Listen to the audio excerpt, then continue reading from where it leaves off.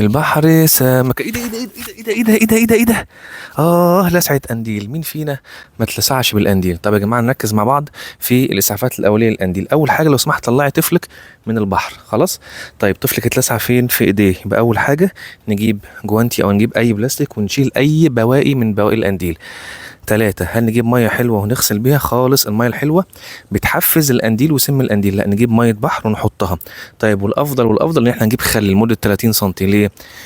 الخل بيمنع الخلايا بتاعة القنديل اسمها نيموسايت ان هي تطلع السم، والسم دوت هو اللي بيحرقنا. طيب بعد كده خلصنا، نقوم حاطين الحته اللي احنا اتلسعنا فيها نحطها في ميه سخنه مش مغليه، ميه سخنه حرارتها من 40 ل 45، وده بيقلل الم القنديل. طيب ادي كده قلنا الاسعافات الاوليه. ايه علامات الخطر؟ لو لقيت وشي عمال يورم، لقيت نفسي عمال انهج، خلاص لقيت نفسي الوعي بتاعي مش احسن حاجه، لقيت ان بعد كل شويه الوجع عمال يزيد يزيد يزيد مع اني عملت كل الاسعافات الاوليه، ساعتها نتوجه لأقرب مستشفى. خلاص. طب ايه اللي ما نعملوش يا دكتور؟ واحد، ما تحطيش ميه حلوه عليه. خلاص. اتنين، ما نحطش تلج، ممنوع التلج. تلاتة، ميه سخنه مش ميه مغليه، ميه مغليه هتزود الحرق. خلاص.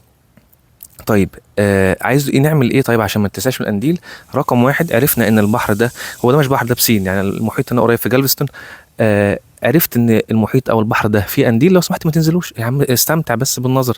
تاني حاجه، يا ريت الاطفال يلبسوا سويمنج سوت، او احنا عامه يعني نلبس بدله ميه او حتى تيشيرت وشورت بتوع البحر عشان نقلل الجلد اللي بيتعرض للقناديل. طيب لقيت اي حاجه، ما اقعدش امسك اجسام غريبه كل شويه في البحر. خلاص.